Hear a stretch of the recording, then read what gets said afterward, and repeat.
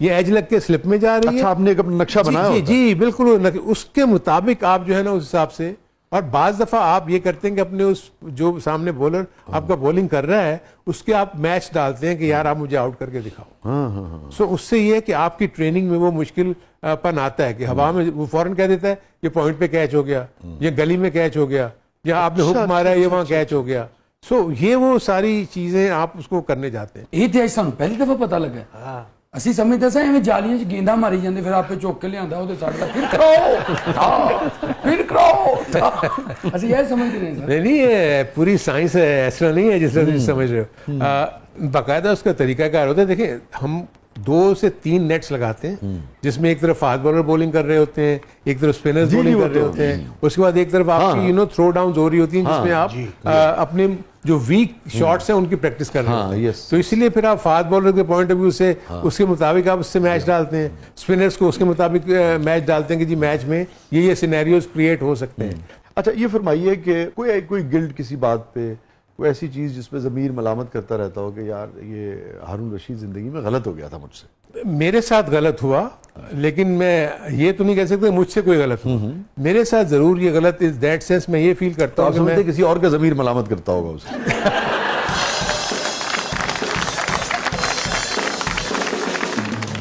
पता नहीं करता हो या ना करता हो ये तो नहीं कह सकता, लेकिन मैं ये फील करता हूँ क्योंकि आपके ज़िंदगी में बहुत सारे ऐसे वाक़यात होते हैं जिसमें आप फील करते हैं कि आप अभी बहुत कुछ कर सकते थे।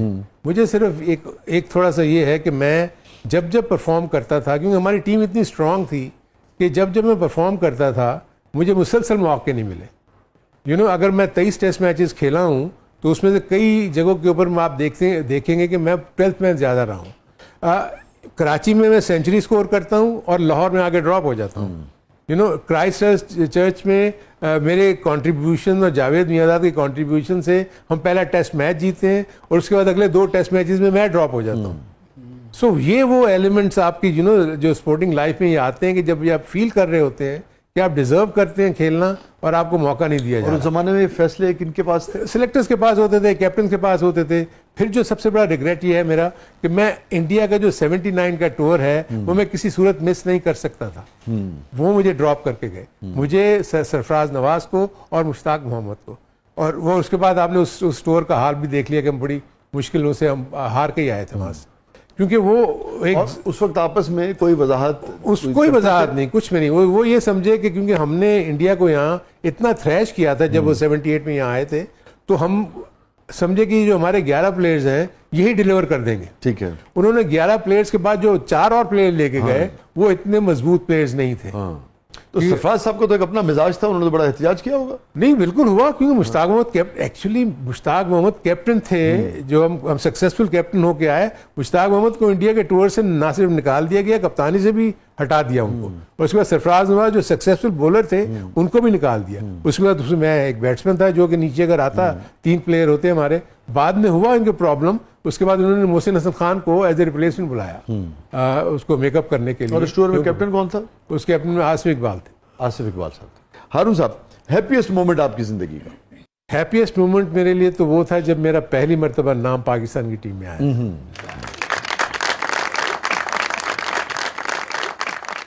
ये फरमाइए मेमोरेबल मोमेंट, सबसे यादगार मेमोरेबल मोमेंट भी again my first test match against Australia in Sydney. वो मेमोरेबल इसलिए था कि उससे पहले एक मैच हुआ था क्वींसलैंड में। वो मेरा पहला मैच था ऑस्ट्रेलिया में। ठीक है। पहली इनिंग में मैंने सेंचुरी स्कोर की थी और सेकंड इनिंग में वसीम राजा मरहूम ने सेंचुरी स्कोर की थी। अब चॉइस 2 बैट्समैन में से एक ने खेलना था। वसीम राजा मरहूम मुझसे एक्सपीरियंस थे, मैं पहले मरतबा खेल रहा था।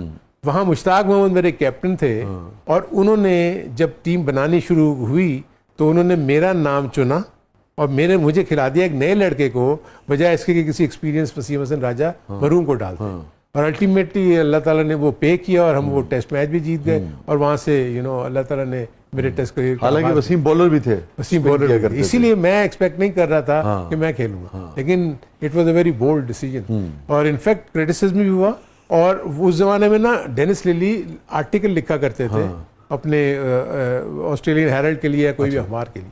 सो उन्होंने उसमें लिखा, उसने लिखा कि मुझे ये जो सिडनी की विकेट है ये मेरी पैराडाइज है, तो यहाँ कोई सर्वाइव नहीं कर सकता। मैं सुन रहा हूँ कि शायद हारून खेलेगा या वसीम हसन राजा खेलेगा, but I let them know कि there is no chance at all for these two to play against me. लिली मजे के आदमी थे, बहुत मजे का आदमी, तो बहुत मजे के। अभी भी वो बाद में जब मुझे गया वहाँ ऑस्ट्रेलिया जब एज मैनेजर या एज कोच, तो वो मिले मुझे, बड़ा अच्छी तरह याद रखते थे। सो यू नो ये बड़ी बड़ी फॉन्ड मेमोरीज है। विवियन रिचर्ड्स अब भी जहाँ कहीं मुझे देखते हैं, हे हारून वेयर आर यू, मतलब उनको अब तक याद है। सो ये चीजें बड़ी ये बताइए, हम तो बाहर से इसको देखते थे काम नाज़िर की हैसियत से या क्रिकेट के शौकीन की हैसियत से, मगर मुझे ऐसा लगता है जैसे रिचर्ड जैसे प्लेयर बहुत ही कम आए होंगे। आई थिंक उस जैसा गॉड गिफ्टेड प्लेयर मैंने नहीं देखा, क्योंकि मैंने उसको ना सिर्फ ये कि अपने खिलाफ खेलते हुए देखा है, लेकिन जब हम कैरी पैकर में गए थे तो वहां तो सारी यू नो एक क्रीम वेस्ट इंडीज की पूरी टीम थी, एक ऑस्ट्रेलिया की टीम थी, एक कैवलियर्स की टीम थी, जिसमें हम वर्ल्ड 11 और एक वर्ल्ड 11 थी। सो हम इनके खिलाफ खेला करते थे। सो वो कमाल का प्लेयर था। यानी कि हारून भाई, अब पुरानी भी मुझे जो चीज़ें मेरी मेमोरी में है, कभी कभी मैं अगर उसकी वो वीडियोस देखे तो बाज़ को तो ऐसे लगता है कि जैसे किसी बच्चे ने गेंद कराई है, फास्ट से फास्ट बॉलर क्यों ना हो, और यूं करके उन्होंने उसको बाउंड्री से बाहर फेंक दिया, ऐसे ही बिल्कुल। कभी हेलमेट मैंने उनको पहनते हुए देखा, ठीक है। और वो इस लेटेस्ट यू नो जो लेटर एरिया में भी जो ईरा था इनका, उसमें भी वो खेले हैं। वनडे क्रिकेट बहुत खेले हैं, T20 तो वो नहीं खेले, लेकिन जिस अंदाज में यू नो अच्छी तरह याद है, इमरान खान मुझे कहा करता था कि यार ये वाइड प्लेयर है जिससे बॉलिंग करते हुए मैं डरता हूँ। बहुत रिस्पेक्ट करते, बहुत। हारून रशीद साहब की जिंदगी का सबसे गमगीन लम्हा?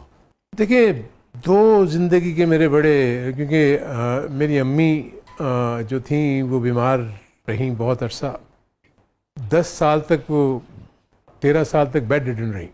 उनको घुटनों में थोड़ा सा प्रॉब्लम हो गया था। मेरी ज़िंदगी में जो सबसे बड़ी चीज़ आई थी वो मेरी माँ थी।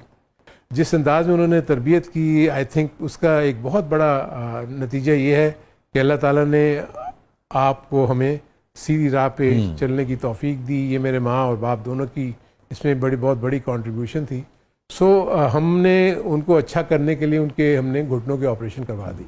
नी रिप्लेसमेंट हो गई थी? नी रिप्लेसमेंट हो गई, लेकिन उसके बाद वो बेचारी चल नहीं सकी। वो अजीब इत्तेफाक था कि हमने बेटरमेंट के लिए उनके लिए किया। उनको तकलीफ काफ़ी थी चलने फिरने में। जब वो बेड रिडन हो गई तो 10 साल हमने किस तरीके से हमने अल्लाह ताला ने हिम्मत दी। मैं तो खैर इतना ज़्यादा वहाँ नहीं रहता था, लेकिन मेरी बहनें और वहाँ रहते थे, उन्होंने बहुत खिदमत की उनकी, क्योंकि वो तो डिपेंडेंट हो गई हुई थी, हर चीज़ के लिए डिपेंडेंट हो गई हुई थी। तो उनकी जो मुझे जब उनका जाने का वक्त आया तो वो बहुत ज़्यादा तकलीफ दे था, क्योंकि आपको पता है कि उनका साया जब सर पे हो माँ बाप का, तो वो बिल्कुल ही डिफरेंट सिचुएशन होती है। मेरे फादर को भी कैंसर हो गया था, उनको भी मैंने 6 से 8 साल उनको यहाँ से यूँ श्रिंक होते हुए देखा अपनी नज़रों के सामने। सो वो ऐसे मोमेंट्स हैं कि जो आप भुला नहीं सकते। ये फरमाइए, क्या उम्र थी आपकी जब आपकी वालदा का इंतकाल हुआ? वो अर्ली 80s में थी। ठीक है, जब उसका मतलब है उस वक्त क्रिकेट तो खेल रहे थे ना? या वो क्रिकेट तो उन्होंने माशाल्लाह मेरा हाँ, पूरा वो मेरे फादर ने भी उसको जो आपकी सक्सेस थी वो देखी? जी अल्लाह का शुक्र है। फादर को तो स्टूडियो में पता लगा कि वो हारून तेरा पुत्र जो है वो टेस्ट टीम से आ गया। वो लाहौर में, उस जमाने में इंडस्ट्री लाहौर में होती थी। हम तो कराची में रहते थे। पंजाबी हो? असी अमृतसरी हैं। अच्छा, अमृतसरी कश्मीरी। अच्छा, मेरा ख्याल ऐसी कि तुम सारी जिंदगी कराची रहे हो तो उत्थे ही? हाँ, एक्चुअली होया है कि सॉरी, अच्छा, जब हम यहाँ से पार्टीशन जब हुआ, मेरे 4 फादर्स दादा जब यहाँ आए तो उनका चमड़े का कोई बिजनेस था। सो वो कोटरी प्रॉब्ली उनको सूट करता था। सो कुछ फैमिली हमारी लाहौर में रुक गई। सो मेरे दादा और मेरे फादर और बाकी लोग जो हैं वो कराची चले गए। वहाँ से उन्होंने उसको परसू किया, जो भी उनका बिजनेस था। तो इसलिए फिर मैं कराची में ही पैदा हुआ, वहीं पला बड़ा, वहीं मैंने तालीम भी हासिल की, क्रिकेट भी वहीं से शुरू। हाँ, ये बात सही कि इब्तिदा में हमारे यहाँ हमेशा फिल्में उन्होंने बनाई जिनके पास इजाफी पैसा है। नहीं, मेरे तो फादर डायरेक्टर थे। वो एक्चुअली जो मेरे चचा वगैरह थे, बाद में वो एग्जीबिटर्स एग्जीबिशन के उसमें आए। डायरेक्टर वाले शौक से आते थे, अदरवाइज आपको पता है पैसा आता तो कहते फिल्म बना। उस जमाने में वो सबको हीरो बनने का शौक था बेसिकली। आए हीरो बनने के लिए डायरेक्टर बन गए।